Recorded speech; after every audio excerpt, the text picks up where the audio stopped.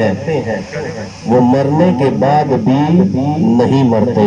جو اللہ کا ذکر کرتے ہیں اور نبی سے سچا عشق اور محبت رکھتے ہیں، نبی علیہ السلام کی سنت کی پاسداری کرتے ہیں، وہ زندہ رہ کر بھی زندہ ہوتے ہیں اور مرنے کے بعد بھی وہ زندہ ہوتے ہیں۔ اللہ رب العزت اپنا ذکر کرنے والے کو اور اپنے محبوب دو عالم صلی اللہ علیہ وسلم کی سنت پر عمل کرنے والے کے کفن کو ایک مٹی کے ذرے کی اتنی جنبش بھی نہیں کہ وہ اس کے کفن کو میلا کر دے، اور قبر کے کسی کیڑے کو حکم اور اجازت نہیں ہے کہ اس کے جسم کو چھو بھی سکے۔ یہ نبی علیہ السلام کے غلام جو پوری زندگی اللہ کی ذکر پر جنہوں نے بسر کی اور نبی علیہ السلام کی سنت پر عمل کرتے ہوئے جنہوں نے پوری زندگی گزاری، ان غلاموں کا یہ حال ہے۔ تو جب ان غلاموں کا یہ حال ہے تو خود آقا کریم صلی اللہ علیہ وسلم کا کیا حال ہے؟ تو اس دور کے اندر جہاں پر پوری دنیا کے اندر ایک فتنے نے جنم لیا ہوا ہے، اس دور کے اندر اگر کوئی انسان دنیا سے جاتا ہے تو وہ اپنا ایمان اگر کامل لے کر چلا جاتا ہے تو یہ سب سے بڑی بات ہے۔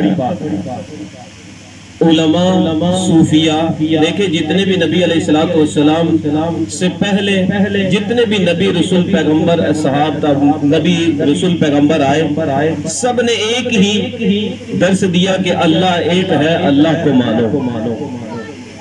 تو مخلوق مانتی بھی آئی، کچھ نبیوں کی مخلوق جو ان کی امتی تھے وہ مارنے کے لیے بھی بھاگے لیکن غرق بھی ہوئے۔ وجہ صرف یہی تھی، آج بھی وجہ یہی ہے کہ ہم اس بیماری اور اس وبا میں جو مبتلا ہے، وجہ صرف اتنی ہے کہ ہماری دین سے دوری ہے۔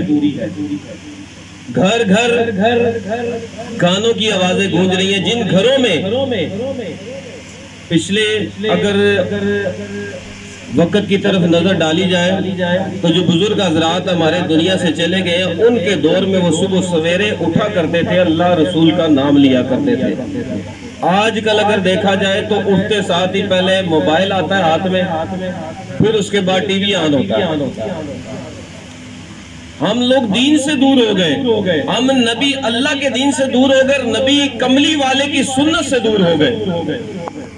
ایک سنت نبی علیہ السلام کی جو اس گئے گزرے دور میں روشن کرے گا، صوفیاء عظام لکھتے ہیں 70 نہیں 100 شہیدوں کا ثواب ہے۔ 100 شہداء کا ثواب۔ ایک شہید جو پوری زندگی قبر کے اندر مرتا نہیں ہے، اس کو اللہ تبارک و تعالیٰ کی جناب سے کھلایا بھی جاتا ہے اور پلایا بھی جاتا ہے۔ ایک سنت کریم آقا کی جو اس دور میں روشن کرے گا، 70 نہیں 100 شہیدوں کا ثواب ہے۔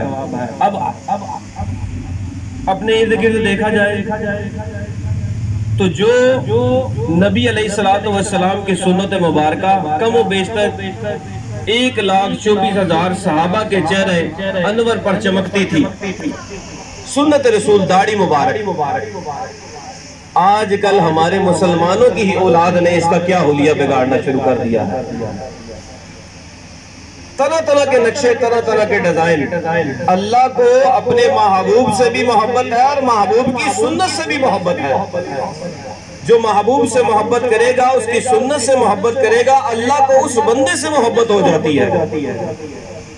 تو ہم اگر میں یہ نہیں کہتا کہ نہ رکھے سنت کو، سنت رکھنی چاہیے، لیکن کم از کم اس کا مذاق نہ اڑایا جائے۔ اگر مذاق اڑاؤ گے تو دنیا میں بھی ذلیل و رسوا ہوگے، قبر میں بھی اور حشر میں بھی اس کا سوال ہوگا کہ تم نے میرے محبوب کی سنت کا یہ حال کیا۔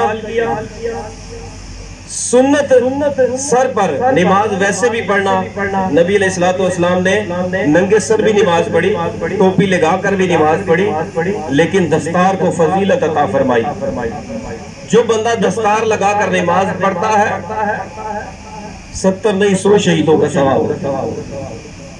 اگر کسی کے پاس دستار نہیں ہے، وہ اس کے پاس کوئی صافہ رومال کپڑا ہے، وہ یہ سوچ کر کہ یہ نبی علیہ السلام کی سنت ہے، وہ اپنے سر پر اس کو سنت کی طرح باندھ کر نماز پڑھے گا، اس کو بھی 100 شہیدوں کا ثواب ہے۔ نبی کریم صلی اللہ علیہ وسلم نے ارشاد فرمایا کہ 70 نمازوں سے افضل وہ نماز ہے جس کا وضو مسواک کے ساتھ کیا جائے۔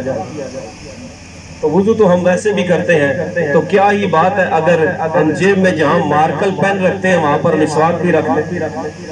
اور بھی کافی سارے لوازمات ہوتے ہیں ہماری جیب میں، یہ مسواک سے وضو کرنے کی عادت ڈالیں، اس سے کئی بیماریاں بھی دور ہوتی ہیں اور اس کے فوائد بھی بہت زیادہ ہیں۔ سب سے بڑا فائدہ کہ نبی علیہ السلام نے ارشاد فرمایا اپنے مرنے والوں کے قریب سورہ یاسین شریف کی تلاوت کرو یا کلمہ پاک کا ورد کیا کرو، کیونکہ جب نزا کا وقت ہوتا ہے اس وقت شیطان قریب کھڑا ہوتا ہے اور اس کا کام ہی یہی ہوتا ہے کہ اس کو میں اسلام سے خارج کروں، تو اس وقت زور زور سے کلمہ پڑھا جائے تاکہ مرنے والے کی زبان پر کلمہ طیبہ جاری ہو جائے۔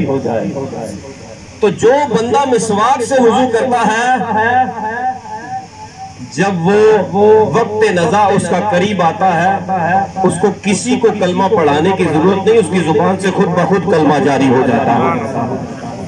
یہ مسواک کا فائدہ ہے۔ اور تیسری سنت مونچھوں کو پست رکھنا، احادیث مبارکہ سے ثابت ہے۔ ایک جگہ آیا کہ مونچھیں پست کرو، ایک جگہ آیا مونچھیں کاٹو، یہ سنت رسول اللہ صلی اللہ علیہ وسلم ہے۔ اور چوتھی سنت رات کو نبی علیہ السلام اکثر سرما لگا کر سویا کرتے تھے، یہ بھی سنت ہے۔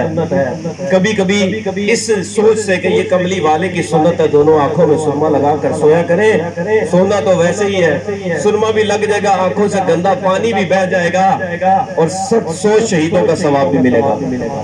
ٹخنوں سے اونچی شلوار کو تہ بند کو رکھ کر نماز پڑھنا یہ بھی کریم آقا کی سنت ہے۔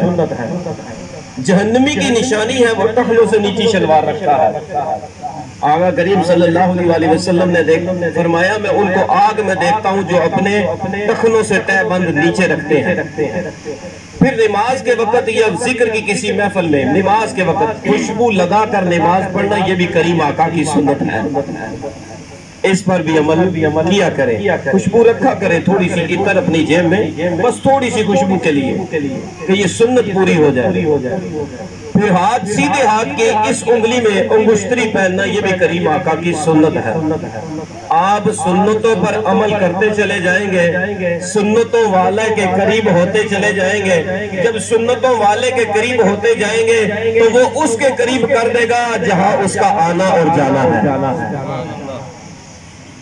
دوستو ہم دنیا میں آئے ہیں، کوئی مقصد لے کر آئے ہیں لیکن مقصد ہم بھول گئے ہیں۔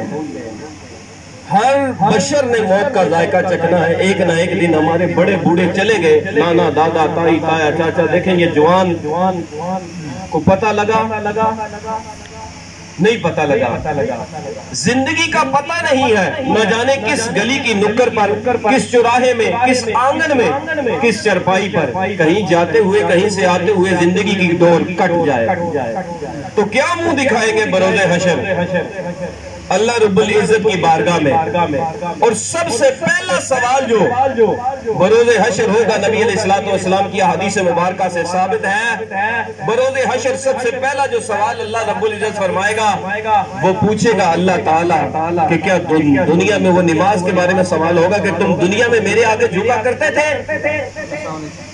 جو جھکا کرتے تھے وہ بھی کہیں گے کہ جھکا کرتے تھے، جو نہیں جھکا کرتے تھے وہ بھی کہیں گے کہ ہم جھکا کرتے تھے۔ اللہ رب العزت فرمائے گا کہ تم دنیا میں اگر میرے آگے جھکا کرتے ہو تو آج میں تمہیں حکم دیتا ہوں، آج پھر میرے آگے جھک جاؤ۔ تو جو دنیا میں اللہ رب العزت کے آگے جھکا کرتے تھے وہ جھک جائیں گے، جو دنیا میں نماز نہیں پڑھا کرتے تھے، اللہ رب العزت کے آگے جھکا نہیں کرتے تھے، وہ جھکنا چاہیں گے بھی تو نہیں جھک پائیں گے۔